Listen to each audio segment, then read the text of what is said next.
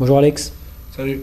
On a décidé de te donner la parole un petit peu, puisque tu es revenu au club depuis quelques mois et comme tu occupes une place particulière dans le cœur des supporters, on avait envie de te faire parler un petit peu et que tu nous fasses part de ton expérience, à la fois avant le Stade Montois quand tu es revenu cette année et puis le début de saison qui est ma foi difficile pour nos couleurs. Alors est-ce que tu peux te présenter pour les supporters et évoquer un peu ton parcours depuis le Stade Montois à l'origine? Bonjour, je m'appelle Alexandre Rico, j'ai 28 ans, je suis arrivé à Mont-de-Marsan en 2001 à l'âge de 16 ans. J'ai fait 6 ans, je suis parti après à Auch où j'ai connu une montée titre champion de France et le top 14 qui a été très très dur, un peu comme cette année. Je suis parti 2 ans à Tarbes et je suis revenu cette année au bout de 6 ans d'exil grâce à Patrick Millet et Jean-Robert Cazot qui ont tout fait pour que je revienne car j'avais encore 1 an de contrat. Donc ils ont fait ce qu'il fallait avec Tarbes pour que je revienne. Et donc je suis content d'être ici maintenant, de revoir tous les anciens supporters que j'avais avant, qui ne m'ont jamais quitté parce qu'il y a des mecs qui venaient aussi me voir à Auch ou à Tarbes quand Mont-de-Marsan ne jouait pas. Et je suis déçu un peu pour eux par rapport à ce début de saison, mais on savait que le top 14 allait être très très dur. Qu'est-ce que tu retiens de ces 2 passages à Auch? C'était M. Brancan qui était l'entraîneur. C'était le fils. Je suis monté avec le père en Pro D2 à top 14 et j'ai joué à top 14 avec le fils mais on savait que ça allait être dur parce que voilà, on dit qu'il n'y a pas que l'argent, mais bon, l'argent ça y fait beaucoup. Les mecs ils avaient 3 équipes, une et demie, donc beaucoup de joueurs jouaient beaucoup, donc on était fatigués. Et c'est pas le niveau, le banc fait souvent la différence. Top 14, on le voit sur ce début de saison où on croit gagner à la 70e et on perd à la 75e. Mais bon, on s'accrochait, on a toujours tout joué à fond. On a gagné que 3 matchs dans l'année, mais bon, c'était une très belle saison parce qu'on joue d'autres joueurs, d'autres stades. C'est génial. Et alors après le passage à Tarbes? Après à Tarbes, j'y suis allé parce que Philippe Béraud m'avait appelé. Donc moi j'étais très ami avec son fils. Je l'avais connu à 8 ans hors contexte rugby. Donc il m'avait contacté, donc j'y étais allé avec grand plaisir.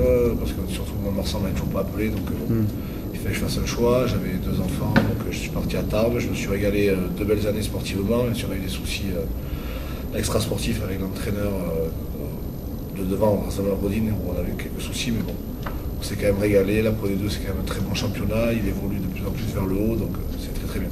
Alors quand tu étais ici il y a 5-6 ans, on t'avait replacé en 3/4 centre. Est-ce que tu peux nous parler un peu de cette expérience? Oui, j'ai joué 8 en Pro D2, j'ai fait top 16, 3-4 matchs et Pro D2 en 8. Et Philippe Motte et Claude Morson m'ont demandé de passer centre parce que j'étais un peu petit pour jouer 8.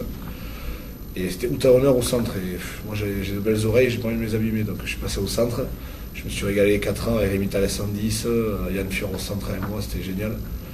Et je me suis pété un croisé qui a fait que j'ai pris du poids, j'ai perdu de la vitesse. Mais je suis parti à Auch, j'ai quand même continué à jouer centre avec Henri Broncan. Et après, au bout d'un moment, à Tarbes, on m'a demandé qu'est-ce que je voulais faire. Et j'ai dit, moi, je veux revenir à 8 parce que c'est le meilleur des postes. J'aime pas trop défendre, donc c'est encore mieux. Qu'est-ce que ça t'a amené au niveau technique et vision de jeu, ce repositionnement temporaire en 3/4?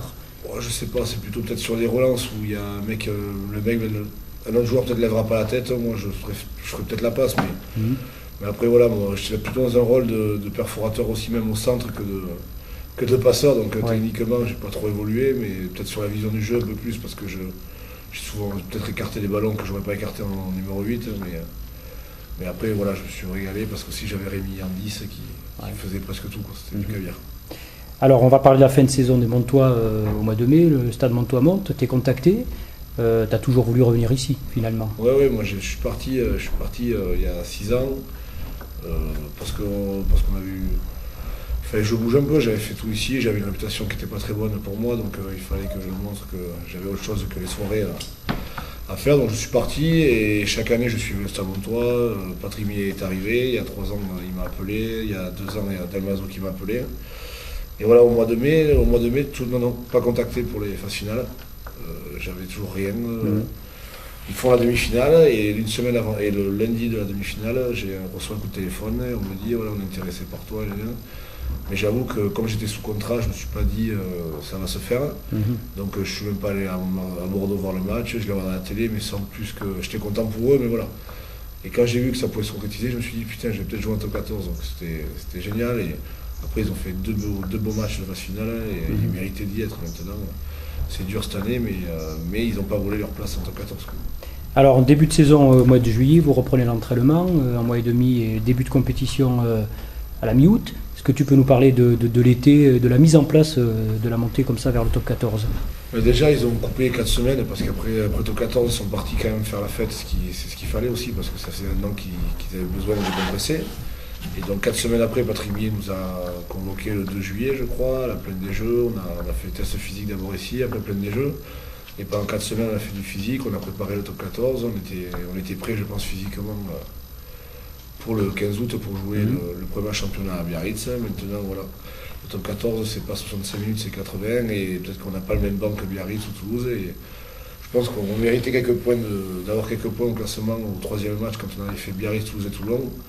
Mais on a craqué parce que pas physiquement, mais au niveau du banc, on n'avait pas la même équipe. Mais je pense qu'on a tout fait cet été pour être prêt pour le top 14. Donc mentalement vous y étiez et il manquait le petit quart d'heure au début du championnat. Voilà, on était prêt mentalement, physiquement. Maintenant, voilà, c'est dur quand on joue Sheridan et Eyman et que la 65e, il y a Kuriashvili et Jenkins qui rentrent. Voilà, c'est pas pareil, quoi. Donc, on s'y attendait pas, mais pourtant on n'a jamais rien lâché. À Toulouse, on leur a fait peur jusqu'à la 68e. Et voilà, moi ce que je regrette un peu du championnat, c'est qu'on se met au niveau des équipes qu'on joue, quoi. Et on a joué Agen et Bordeaux derrière, où on a été inexistant, alors que si on aurait joué comme contre Toulouse et Clermont et Toulon, peut-être que les 4 points auraient été là. Comment t'expliques que sur ces matchs clés, en fait, les matchs clés, c'est Bordeaux, c'est Agen. Oui, c'est des concurrents directs au maintien. Pourquoi on n'y est pas ce jour-là? Je sais pas, on fait beaucoup trop de fautes, parce qu'après Agen, il y a 21-0 à la mi-temps, il y a 7 coups de pied, c'est nous qui avons tout fait, mais on n'a pas marqué, et eux, ils concrétisaient à chaque fois. Donc. Après, on a eu beaucoup de casses au niveau des 10, entre Duvalet, Arayette, Vion-Tuquet, Bazonetto, qui se peut être aussi le premier truc, c'est quand même des joueurs clés, et ils nous ont manqué, je pense, sur ce début de championnat. Alors la vie de groupe, là, sur ces 2-3 premiers mois, est-ce que ça a tenu dedans au niveau solidarité, ou est-ce que ça s'est fissuré? Moi j'ai connu avec Tarbes et Hoche des groupes très solidaires et c'est les mêmes ici. Parce que je pense qu'avec toutes ces défaites, ça aurait pu exploser, on aurait pu le groupe aurait pu éclater et puis c'est toujours resserré.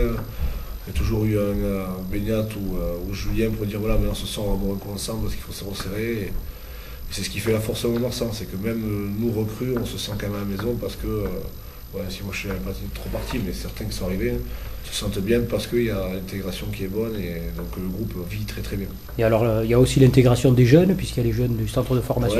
Tout ça, ça vit bien en osmose. Et puis les jeunes ont beaucoup d'envie, donc ça se ressent en entraînement. Ils l'ont montré sur le challenge européen. Moi j'ai fait ces 2 matchs avec eux, je me suis régalé, il n'y a pas de pression. Ils écoutent, on leur dit saute, ils sautent, c'est génial, ils ont vraiment envie de réussir et ça c'est très très bon pour le futur pour le club. Alors on va être à la charnière un peu du championnat, c'est le dernier match à Bayonne samedi.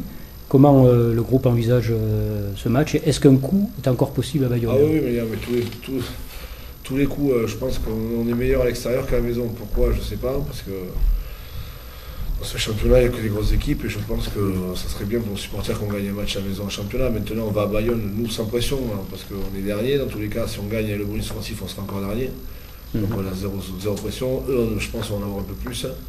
On aura nos supporters parce que Bayonne c'est pas très loin, donc je pense qu'un très très gros coup à faire à Bayonne, mais il faut y mettre les ingrédients. Comment tu vois la deuxième partie de championnat, les 13 matchs qui nous restent? Mais je pense qu'il va falloir aussi pas faire n'importe quoi, j'entends parler de préparer la saison prochaine, mais bon on a quand même un statut à tenir, on a des sponsors, on a des partenaires, on a des supporters et mettre que des jeunes pour préparer la Pro 2, ça ne serait pas honnête vis-à-vis d'eux. Donc je pense qu'on va faire une belle fin, une deuxième phase très très bonne, parce qu'on n'aura plus de pression. Qu'est-ce que tu as envie de dire aux supporters qui continuent à venir vous voir et à vous soutenir? Oui, qui continuent surtout, qui ne rentrent pas dans le coup de la presse ou comme ça, de dire qu'on n'est pas bon, qu'on est... Non, qui continuent à nous soutenir, qui se déplacent et qui viennent nous voir et qui continuent à venir boire des coups avec nous après les matchs et ça sera très très bien parce qu'ils nous apportent énormément et ça se ressent, même s'il n'y a pas de résultat, ça se ressent à la 65e, 70e quand on entend encore ici c'est Mont-de-Marsan, ça fait énormément de bien. Donc on a signé un long bail avec Alex pour les années à venir. J'ai signé 2 ans, j'espère que ça durera beaucoup plus longtemps. Merci Alex et puis bonne chance pour la suite de la saison. Avec plaisir, merci.